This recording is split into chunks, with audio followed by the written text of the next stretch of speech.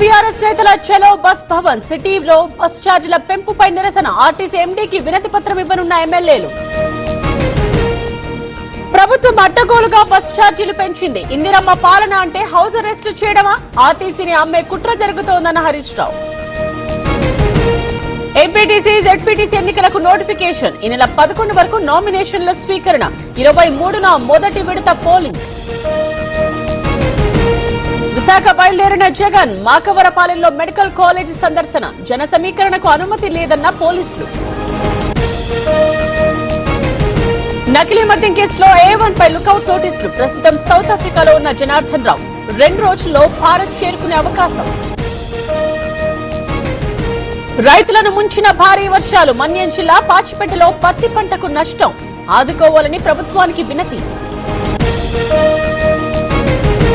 Mithun Reddy bail రద్దు చేయాలి. AP హైకోర్టులో సిట్ పిటిషన్ ఇవాళ విచారణ.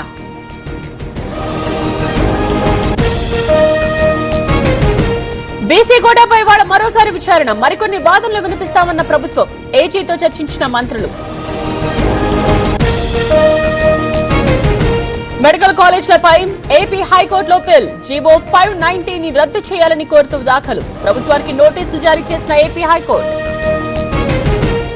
కాకినాడ జిల్లాలో ఇవాళ పవన్ కళ్యాణ్ పర్యటన. కలెక్టరేట్ లో మత్స్యకార సంఘ నేతలతో భేటీ. మధ్యాహ్నం మత్స్యకారులతో సమావేశం.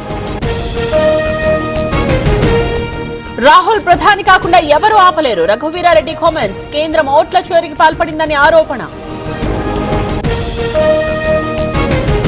కల్తీ మద్యం కేసులో కొనసాగుతున్న అరెస్టు. A2 కట్టారాజు నుండి డైరీ ల్యాప్టాప్ స్వాధీనం.